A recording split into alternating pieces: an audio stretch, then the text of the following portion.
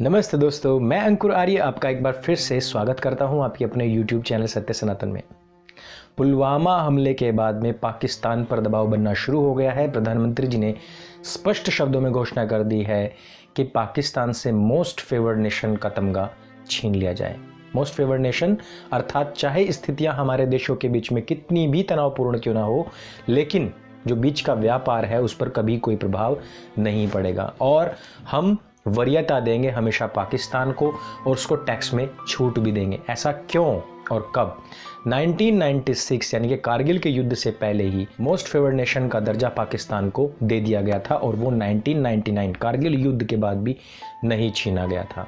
ऐसी स्थिति क्यों बनी? क्योंकि भारत समझता है कि पाकिस्तान एक अत्यंत निचले दर्जे का विकासशील देश है, हमारा छोटा भाई है और हमको उसकी हेल्प करनी चाहिए।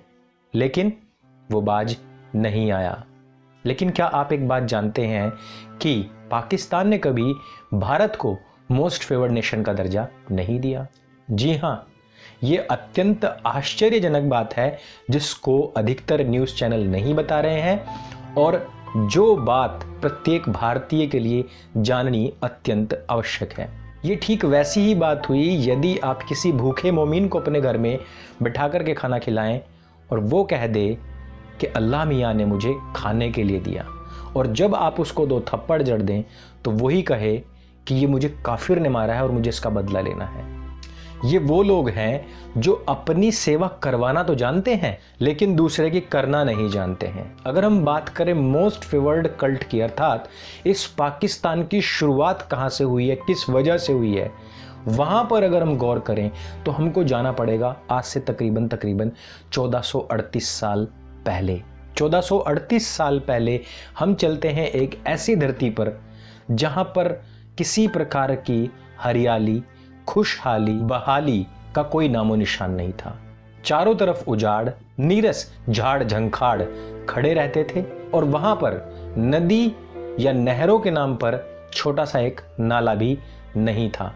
वहाँ के लोग अनपढ़ थे, गंवार थे, जाहिल थे और एक नंबर के भुक्खड़ थे। और हो भी क्यों ना, क्योंकि व्यक्ति सुबह से लेकर शाम तक अपना पेट भरने के लिए दौड़ता भागता था। ऐसी स्थिति में कल्चर्स का डेवलपमेंट कैसे हो सकता था? वहाँ जहाँ पर हरियाली नहीं है, नदियाँ नहीं हैं, जहाँ बारिश ढंग से नहीं होती है, जिन लोगों के लिए एक खजूर या साफ पानी बहुत अत्यंत प्रीशियस वस्तु हो, जिसको लेकर के वो कहानियाँ गढ़ें, जिसको वो सपनों में सोचें और वो सपने और ख्वाबों में सोचें कि किस प्रकार से कोई ग्रीन एरिया होता है। 1438 साल पहले जहाँ धरती के उस हिस्से पर इतना वीरान और उजाड़ था, वहीं उस समय भारत में क्या हो रहा था? भारत में कलकल करती सैकड़ों नदियाँ मीठे पानी की बहा करती, सैकड़ों झीलें हुआ करती, सिरमौर उसका हिमालय पर्वत हुआ करता और उसके पैरों में हिंद महासागर हुआ करता। सैकड़ों तरीके की फसलें आप देखें, चारों तरफ ग्रीन एरिया, चहचहाते पक्षी और खिलखिलाते वन्य जीव हुआ करते। एक से एक दार्शनिक हुआ करते, मैथमेटिशियन हुआ करते, साइंटिस्ट हुआ करते। सभ्यताएं यहाँ पर विकसित थी, राजे महाराजाएं थे।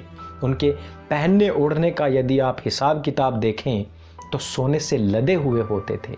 ऐसे समय में जहाँ यहाँ संस्कृतियाँ अपने विकास के चरम पर थी, वहीं पृथ्वी के दूसरी ओर, जिसमें अरब क्षेत्र की बात कर रहा हूँ, लोगों को जीवन के भी लाले पड़े हुए थे। संबंध क्या होते हैं, रिश्तेदार क्या होते हैं, पुत्र क्या होता है, पुत्री क्या होती है, लोगों को नहीं पता था। ऐसे समय में एक व्यक्ति का जन्म हुआ जिसके जन्म होते ही उसकी माँ ने उसको त्याग दिया।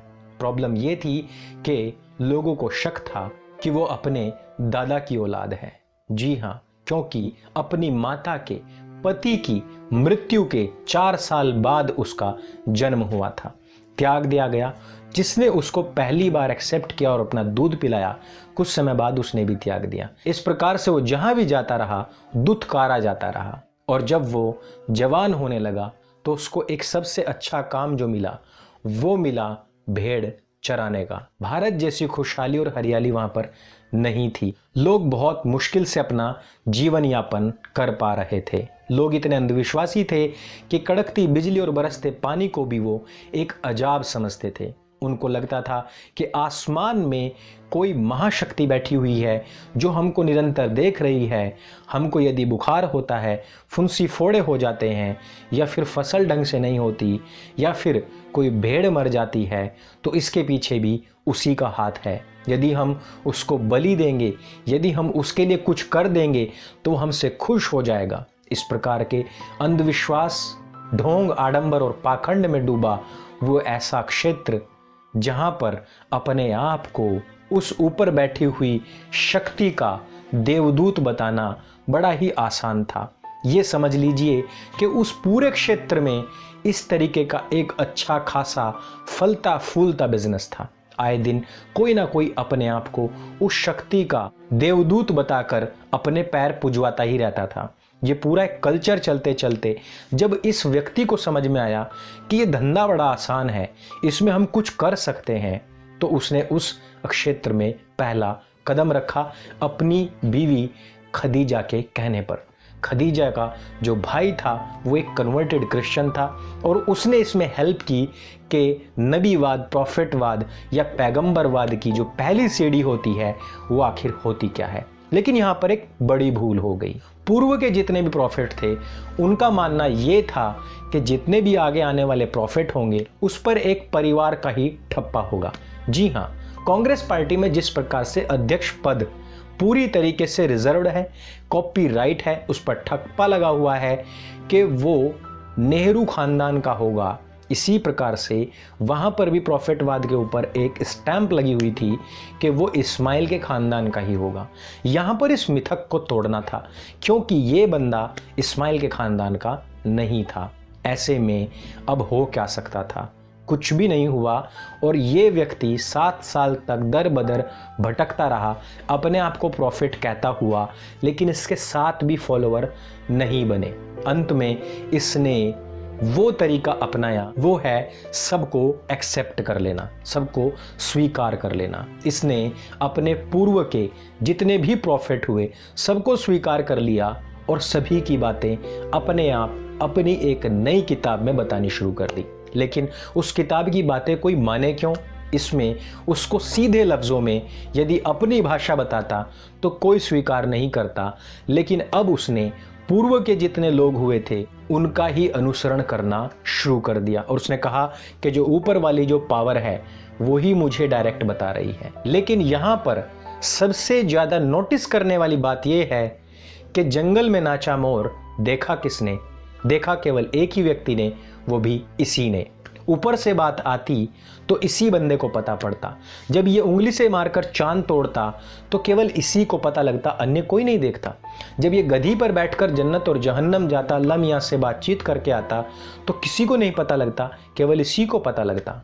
जब भी ये कोई चमत्कार करता तो केवल इसी को पता लगता और जब भी देवदूत आकर इसके कान में अपनी आयत फूंक जाता तब भी केवल इसी को पता लगता। हालांकि वो सभी आयतें उस समय की घटना और उसकी स्थितियों परिस्थितियों पर आधारित है, लेकिन उसके फॉलोअर्स ने एक ऐसा ऑरा बनाने की कोशिश की कि सबको लगे ये कि सार्वकालिक, सार्वभौमिक और सार्वदेशीय है। जबकि कोई भी व्यक्ति यदि ध्यान से उसे पढ़ेगा तो उसको पता लग जाएगा कि ये एक कबीले की तात्कालिक इतिहास की पुस्तक से ज़्यादा और कुछ भी नहीं है, जिसमें भी गपोड़गर्दी भरी हुई है। एक ऐसा व्यक्ति जो स्पष्ट तौर पर कहे कि न खाता न बही, जो मैंने कह दिया केवल वही सही। ऐसा व्यक्ति जो आज की तारीख में भी पत्थर से आग लगाने की कोशिश कर रहा है, यदि उसको कोई विकसित मानसिकता का व्यक्ति आकर के हाथ में लाइटर भी पकड़ाए तो भी उसको वो पत्थर की तरह ही यूज करेगा। ऐसे में होगा क्या? वो टूट जाएगा। ऐसे में अपने आसपास के सभी अनपढ़, गंवार और जाहिल लोगों में इस अंधों में काने सरदार ने ऐसा प्रभुत्व स्थापित कर लिया कि वो उसकी इसी बिना बही बिना खाते की कही हुई बातों पर इतना ज़्यादा विश्वास करने लगे कि ये जो कहेगा वही हमेशा सही होगा, क्योंकि इसने उनको खुली छूट बहुत सारी दे रखी थी। कैसे? सेक्स, लव और धोखा, इन्हीं 3 शब्दों पर टिकी हुई है इस पूरे कल्ट की बिसात। मोस्ट फेवर्ड कल्ट का तमगा जब जब इसको देने की कोशिश की गई, तब तब इसने अपनी बातों को उनके ऊपर थोपने की कोशिश की, और यदि सामने वाले ने मना कर दिया तो इसने अपने इन्हीं अनपढ़, जाहिल और गंवार लोगों के द्वारा उन लोगों की हत्या करवा दी। ये एक ऐसे वनवासी मानसिकता का व्यक्ति था जब पूरे विश्व में सारी सभ्यताएं बड़ी तरक्की कर रही थी, ये तब भी पत्थर के पहिए बनाने की कोशिश कर रहा था। यदि किसी ने अपना ज्ञान देने की कोशिश भी की, कहा भी कि बाकी के विश्व में, बाकी के संसार में रबड़ के पहिए चल रहे हैं, आप इनको यूज कीजिए, तो इसने उसमें भी छेनी मारकर पंचर कर दिया। ये एक ऐसा व्यक्ति हुआ जिसने दूसरे के श्रेष्ठ ज्ञान को भी नकार दिया, और न केवल नकारा बल्कि उसकी हत्या भी करवा दी। क्योंकि यदि ये दूसरे बड़े ज्ञानी व्यक्ति की बात को मान ले तो अपने अंधों के इस कबीले में इसकी औकात डाउन हो जाती।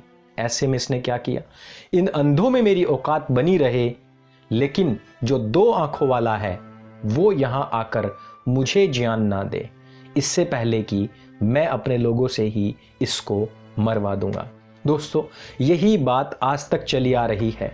पूरा विश्व आज इस कल्ट को मोस्ट फेवर देने की कोशिश कर रहा है, चाहता है कि ये रबड़ का पहिया यूज करें, लेकिन ये लोग अभी भी पाषाण युग में जी रहे हैं, और जो इनको सुधारने की कोशिश करता है ये इसको सीधे ही सिधार देते हैं। आप समझते हैं ना, सिधारने का अर्थ क्या होता है, ये उसको सीधे ही सिधार देते हैं। ऐसे में मोस्ट फेवर्ड कल्ट का तमगा भी पूरे विश्व को इनसे छीनना चाहिए, क्योंकि आज जिस जैश ए मोहम्मद ने हमला किया है दोस्तों, ये मोहम्मद की वही सेना है जो कभी 1438 साल पहले अपने अंधेपन का रुतबा कायम करने के लिए जितने भी 2 आंखों वाले लोग थे उनकी हत्या कर रहे थे, ताकि इनका काना इन अंधों में हमेशा सरदार बना रहे। अगर 2 आंखों वाले को अपना जीवन, अपनी आने वाली नस्ल और फसलें बचानी है, तो ये मोस्ट फेवर्ड कल्ट का तमगा भी हमको छीनना होगा। जो गलती करता है उसको सीधे फोड़ना होगा। ये विश्व को तय करना होगा कि घड़ा खराब नहीं है, पूरा का पूरा खदान ही खराब है, जहां से मिट्टियां निकाल करके ये घड़े तैयार किए जाते हैं। इसलिए सबसे पहले उस खदान को उजाड़ना होगा, उस किताब के ऊपर एक्शन लेना होगा जहां से ये जैश ए मोहम्मद, हिजबुल मुजाहिदीन, ISIS और सिमी जैसे आतंकवादी संगठन बनते हैं, खड़े होते हैं। आज विश्व को अपना भविष्य निर्धारण करना ही होगा। ये आज का वीडियो समर्पित है हमारे उन सभी मुस्लिम भाइयों बहनों के लिए जो UPSC की तैयारियां कर रहे हैं और आए दिन फ़ोन करते हैं, और उन्होंने कहा था कि इस पूरे कल्ट को हम समझ चुके हैं, क्योंकि वो पढ़ लिख कर ये समझ चुके हैं कि ये कल्ट किसी भी प्रकार से तर्क, तथ्य और प्रमाण की कसौटी पर खरा नहीं उतरता है।